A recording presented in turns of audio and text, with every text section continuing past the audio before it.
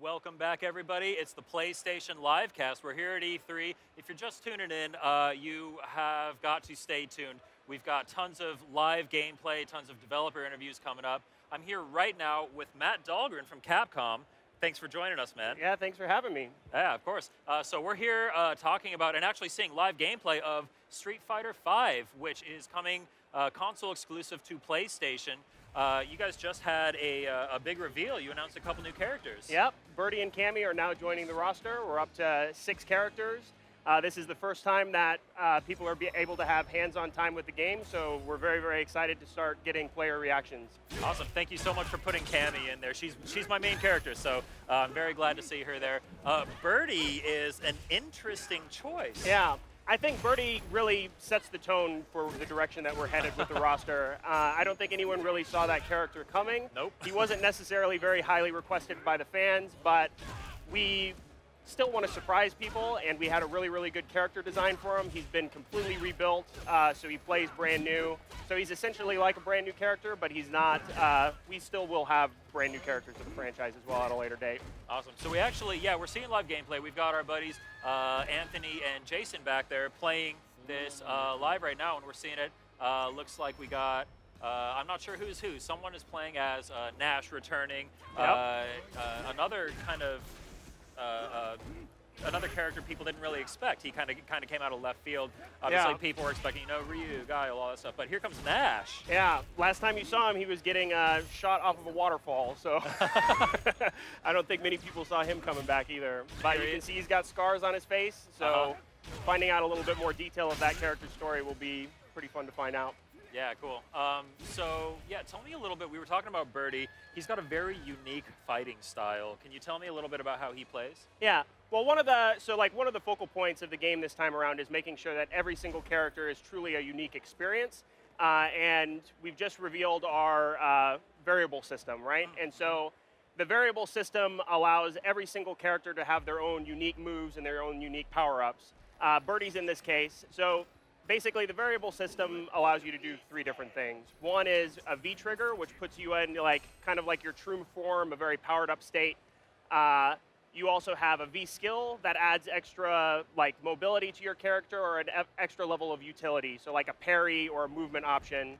And then we have V reversals, which are essentially like alpha counters we're bringing back. Yeah. So Birdie in particular, he's a grappler. He's got tremendous range with his footsies. He can now use his chain in battle. His V trigger allows him to eat a hot chili pepper, so he gets enraged. He turns blood red. That is a valuable fighting skill. Yeah. Being able to eat things. Oh, totally. That is his V skill. So he's got 3 different ones. One is he pulls out a donut and then he eats it, and it allows him to gain his V gauge faster. The next is a energy drink. He drinks it and then rolls it across the screen as a projectile.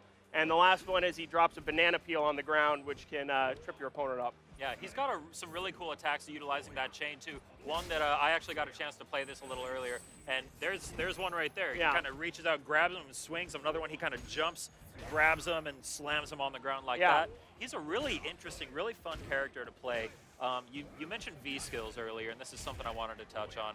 They almost seem like kind of a way to make the game a little more approachable for people who aren't as skilled at inputting complex commands without removing the depth of the game. For instance, when I played as Kami, I noticed that her spinning knuckle is mapped to just the 2 middle buttons, which is the V skill. Yeah, definitely. The whole variable system is meant to be more approachable. So V trigger, you just press heavy punch, heavy kick at the same time, and it'll activate it. V skill, you can use it any time. It's medium punch and medium kick. But they still need to be used strategically. You don't get free damage in Street Fighter. You still have to outplay your opponent. But your V trigger state alone will make you a serious threat. But it's still up to you to basically put it to its best usage. Yeah. So another example of something I really like about the V skills is the fact that for some reason I'm good at playing M. Bison now. I've never been a good Bison player, but he has some really cool moves. He's changed a little bit, especially with that V skill, where he can kind of absorb a projectile coming at him and then throw it back even faster. I wrecked some faces with that move. Yeah. People don't expect it. Yeah, it's pretty awesome. Yeah, Bison's been definitely redesigned. He's a little bit slower this time around, but when you put him in his V-trigger state, he is a beast. His normal dash now becomes a teleport. All of his moves get extra psycho power, so really cool character. He's got that mad dictator look going on too, with the white hair and the pure white eyes and the huge evil grin. Oh yeah, man. He looks like a best smile in the concept art biz. from back in the day. Oh yeah, totally. Yeah, he looks amazing. So you guys have a lot of cool stuff you're doing with Street Fighter V, including the you're doing a beta. You're doing a beta for Street Fighter V. Yeah, how's that happening? Yeah, it's the first in franchise history. So in North America, if you pre-order the game, you can get access to the beta. It's going to start on July 23rd. We basically want to make sure that our game quality is as high as possible, and we've got a renewed focus on online play. So this will allow us to test out our new online infrastructure so that we can work out all the kinks before the game comes out. Real quick, can I just note that this interface looks so good. Look at Bison there, look at Kami.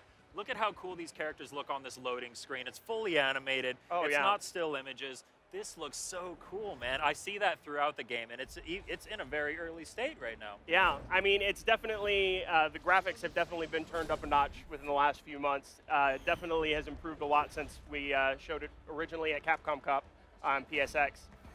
So yeah, we're very proud of the visual quality of the game. Really like working on Unreal 4. So yeah, fun times for Street Fighter fans. Nice. Looks like we got a Bison player up there now. Maybe we'll see some of those reflects. Yeah. So I want to talk about the Capcom Pro Tour. You just mentioned the Capcom Cup.